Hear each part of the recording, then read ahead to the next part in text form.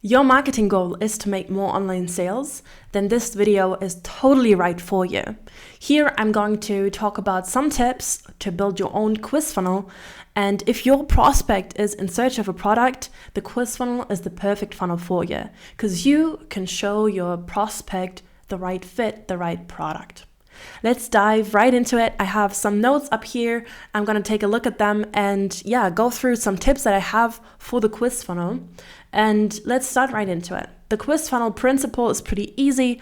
You start with a quiz funnel, you target your target audience and generate a contact list, and then you can go into retargeting, maybe also build up a community or direct from your quiz funnel directly to your online shop while you generate a contact list. So the end goal really is to make online sales. For example, if you have an online shop, this is a perfect funnel for you, but this funnel is pretty much for every company who want to find out more about the target audience, the target customers especially. So making this a marketing initiative can be really fun because you can use this funnel to sell online while you learn more about your target audience.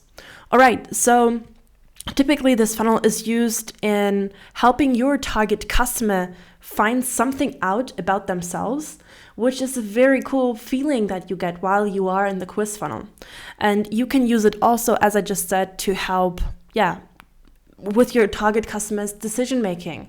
For example, the funnel that I have brought you today is a funnel, I think it's about fitness. So let's dive right in. The funnel starts with a simple question, and it's about which fitness type you are. And while you are asking your customer a couple of questions, you can also ask questions that you are just interested in, all right? So this is the background that I'm talking about here. And the funnel typically starts with a very value-based question. So you put out your value proposition into your headline, start with a very simple question. Then you have 3 to 5, maybe even more questions, but then those questions need to be very simple, and I'll get to that in a minute. And after that, you have personalized thank you pages. Those aren't displayed right here, but if you open this funnel, you will get to see them. Let's dive in and let's start with this funnel. I'll start with this template for you and we can go right through it and just take a look at all the different funnel steps. So we have the fitness funnel right here, and what you can see already in the headline up here is I get a very direct value proposition. And this is already my first tip. I have 9 small tips for you today, that your headline has to have the value proposition right in there. It has to be quick and easy and short. So always put in your value proposition in here, something that tells me why should I go through this funnel? Why should I want to find this out? So if you are, for example, a gym owner or a marketer for a gym, then this is the perfect funnel for you. Find out which fitness type you are. It's a very fun thing to find that out. So as someone who is generally interested in fitness and maybe also a new gym membership, this can be a very fun value proposition. So the next question that I get is, Leni, how do I choose the questions for my funnel? And here you really have to think like a marketer. You have to think about what do you want to know and what does the customer going through or the prospect going through this funnel want to know if they see the headline. So if you are asking or you are proposing that the prospect can find out more about what fitness type they are, then the questions should also pay into that. All right, so choose questions that just makes sense, going through this funnel. The question I get first also should just represent the value proposition. Maybe I can say it like that. As I said, you can also find out about your customer, the preferences they have maybe. So, for example, the goal question is very interesting for you as a gym owner, because do you get people in this funnel who are interested in losing weight? then this is something where you can find exactly that out. Or maybe you put a question, how much weight do you currently lift, if you want to find out a specific number. I don't know if that makes sense. You are the expert in your industry. But as an example, you can put in questions that help you find out more about your audience. As I said a couple of times now, I'm repeating myself. But the third tip really is to make these questions simple and easy. I need to read them and be like, yes, no, next question. So not too much thinking has to go into these questions. And that really is the trick here also with this funnel. All right. Since you have easy questions with easy answers, I'm going through this funnel quite quickly as a prospect, right? And now you see down here that the result pages, I think my video is maybe blocking this. So let me just move it a little bit. All right, so you can see over here that the result pages show 4 different types. Why is that? Because one question in my funnel, this question right here, is my decider question. And this question shows the different result pages. So if you prefer to train alone, you are type this and that. You prefer to train in pairs, then you are the sociable type. You prefer to train in a team, then you're this type, yada, yada, yada. You get the structure, right? And each answer here leads to a different thank you page. You can make it very individual with these pages and also pitch different products. I'll get to that in a minute also. And then also we often get the question here, hey, why can I not build like this super complicated logic with like numbers and values, and then this leads to that page, and I have like 18 thank you pages. And I need to stop you here because you're thinking far ahead and also in a direction that doesn't really make sense. Think about it like this.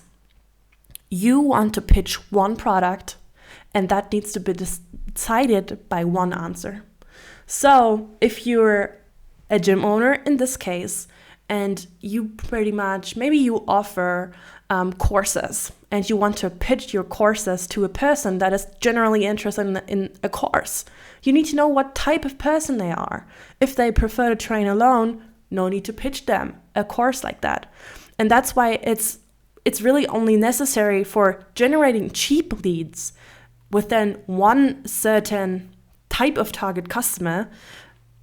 Since this is your real goal, you only need one question to decide that. All right? Make it simple. Really, this is the tip here. And if we go further into my 5th tip, this is really something that I repeat myself over and over again. And you can see in here that the first question is very easy, and I do not need to scroll to do an action.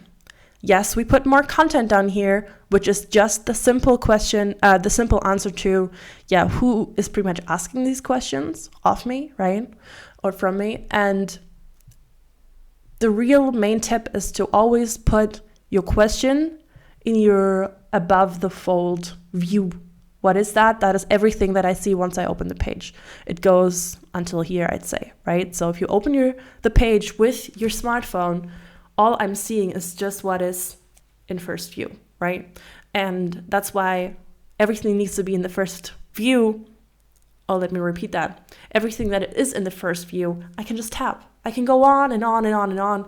I don't need to scroll, no further thinking, all right? So don't put like all the information up here and then just put the question down there. That is not like ideal customer behavior. We don't want people to scroll. We want them to tip, data, and there you go.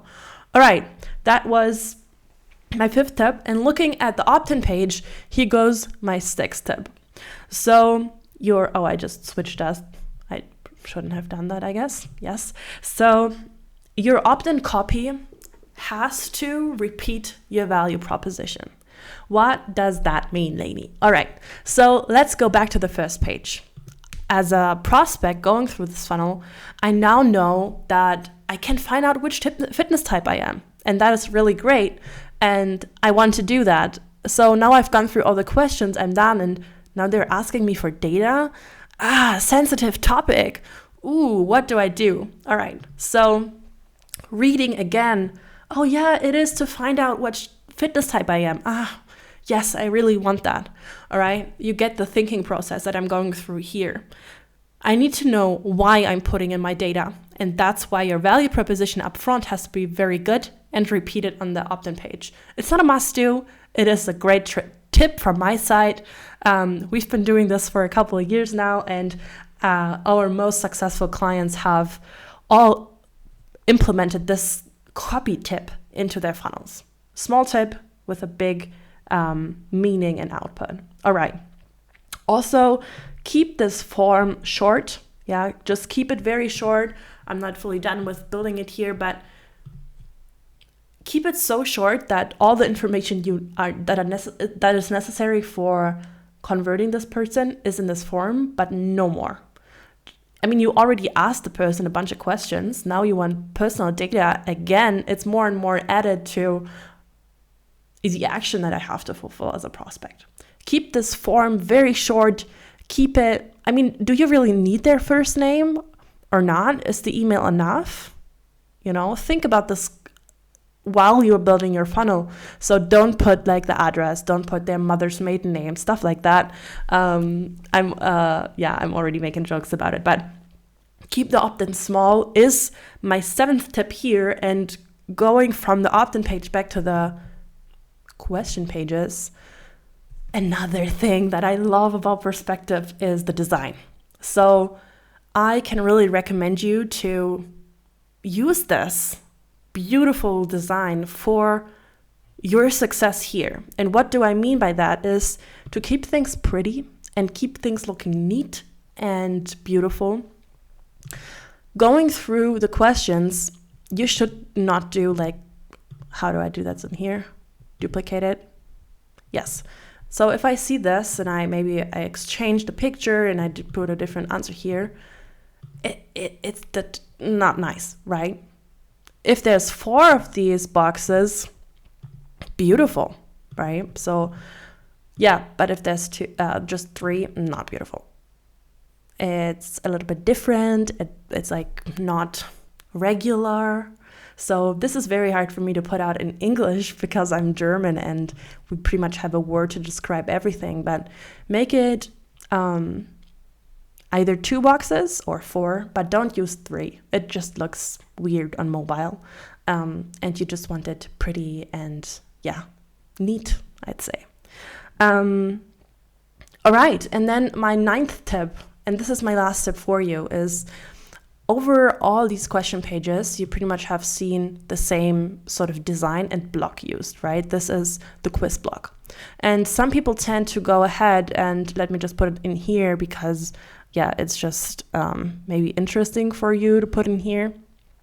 So I have seen this all over funnels that have been posted in our community where people struggle with results, and that is using free text fields, which we call the form, within quiz funnels. And again, I've already said this a bunch of times, but you just want to tap while you go through a funnel. Why? Because once you get to a field where you really need to type something in, thinking is required. So the person who's going through your funnel is going to stop and be like, all right, what do I type in here now? Why do they need to know? And their attention span is pretty much just made for the short tapping and not for the typing. This is different for other funnels. Like think of a recruiting funnel. You really want people to think about their answer. You want very qualified leads that are maybe meant for a position and need to fill in a text field that, I don't know, is a question about what they struggled with in their last position. You know, they need to go into thinking mode and be very honest there and type something out. You don't want many leads, you want the right leads. But for the quiz funnel, you do want many cheap leads. And you get that if you, do not use the free text field, but use something where people can just tap, and then they're done. All right, so that's pretty much all the tips that I have for you. I hope I answered everything and also got to all the points from my notes. Yes, I do have everything in this video. All right, so looking at the different thank you pages, you can see They're very similar. This is also just an example, right? So, for example, the super busy type, you can get your free fitness analysis. If you're social type also, but you could put like different offers here, obviously, because the motivation type could, for example, get a one-on-one coaching. The social type could get free fitness courses. The comfy type could get a home workout plan, something like that. So you have a lot of opportunities to really optimize and go into thinking mode with this funnel and really think of questions that make sense for you. All right, those were all the tips that I had for you, and I hope I can help you with a bunch of them, and looking for feedback. So if there's any feedback, just let us know. And that's it from my side. I hope you have fun building your funnel.